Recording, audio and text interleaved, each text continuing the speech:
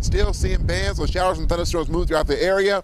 We have tornado watches out. We have tornado warnings out into the area. Thunderstorms now moving to the Victoria area right now, down from Hallettsville, down towards Victoria, back down towards Etna.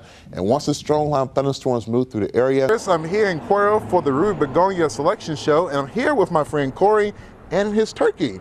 So first off, Corey, tell me a little bit more about the turkey. The weather outside is simply delightful. We got partly cloudy skies. It's warm outside, on the breezy side of things, but that's all right. Yesterday, we saw plenty of fog. You start like this, and then we transition from this, which sounds like just light rain, light drizzle.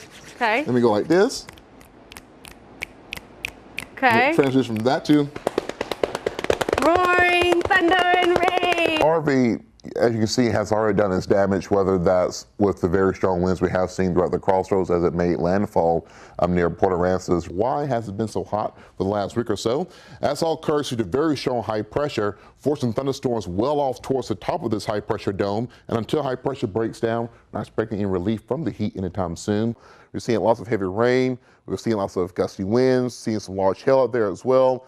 Seeing lots of lightning, so allow for this line of thunderstorms to pass through Victoria and make its way down to the coastline, which won't occur until about 5, 6 o'clock this morning. And once all this line of thunderstorms progress itself down towards the south and towards the east, the threat goes away. We're going to see a very nice afternoon for your Thursday. But speaking about strong winds, you can see we've seen some very strong winds just towards the east of Beeville. We'll be seeing some of this make its way, try to make itself into Goliad County, may make its way into Victoria County over the next 30 minutes into the hour as a strong line of thunderstorms move from the west off towards the east over the next 30 minutes into the hour. And here's a look at the future radar. You can see we're going to see those strong thunderstorms progressing itself into Victoria about 12:30 to 1 o'clock this morning. Weather Authority.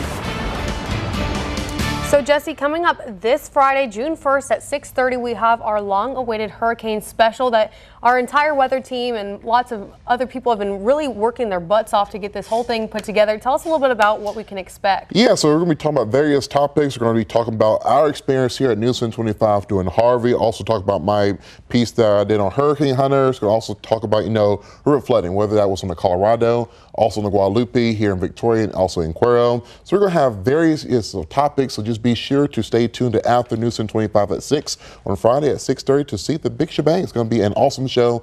Hopefully you don't miss it. Yeah, I'm really looking forward to watching that. So let's talk about what we're seeing outside right now. Hot, hot, hot. And the heat is not going anywhere anytime soon, all courtesy to high pressure. Now, before I say high pressure is our friend, but during the summer, it's not our friend because it prevents us from seeing any rain. And unfortunately, high pressure is not going anywhere anytime soon. All right, temperatures right now still very steamy outside, seeing 89 degrees in Port Lavaca, 90 degrees in Victoria, 95 in Carson City, 92 degrees in Beeville. In fact, the humidity levels, it feels even hotter, of course. Feels like middle to upper 90s all around. Feels like 101 in Yorktown, 100 in Goliad, 97 in Refugio. Slightly cooler down towards the coastline, although on the coastline it's more humid.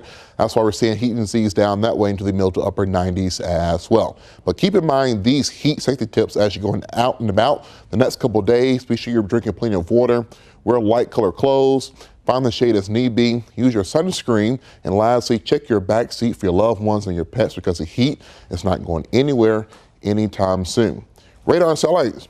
Very quiet, rain well off towards the north, seeing rain and thunderstorms well off towards the east. You can see those heat advisories just west of Dallas, down towards the south and towards the east of Midland.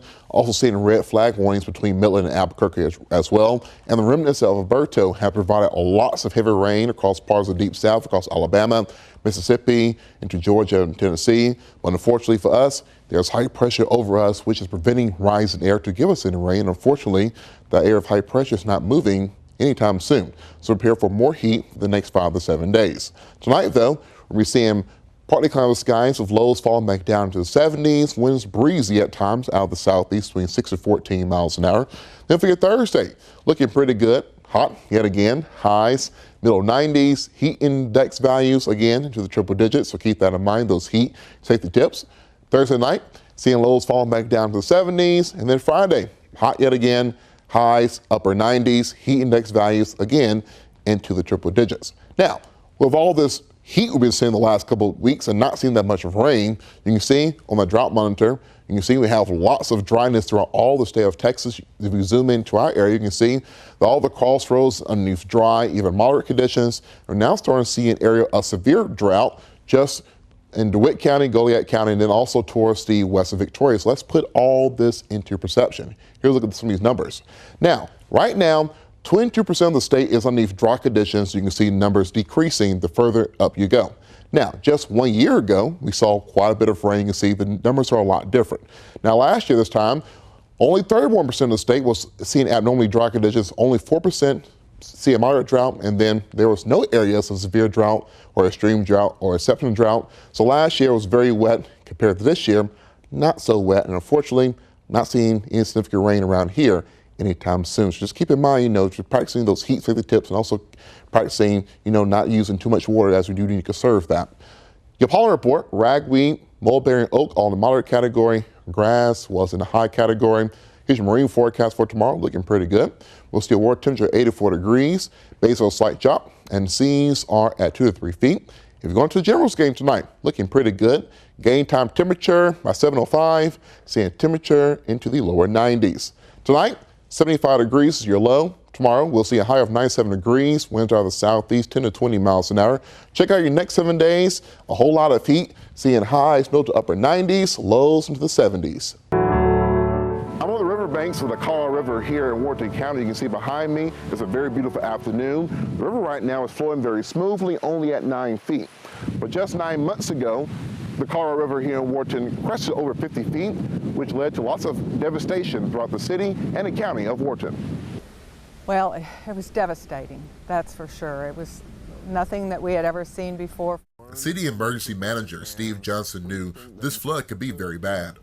A lady had called in and she was floating in her home. Oh my goodness. And was able to get out and get on top of her car, and the sheriff's office was able to get out there and rescue her. The Colorado River crested at 50.52 feet, which is the second highest crest on record. All the people that were coming in there into the EOC, they're working, their houses are being destroyed. They're looking at the addresses and going, wow, that's my house. The city and county of Wharton was blessed to come out of this event with no deaths. Steve Johnson still continues to keep this in mind.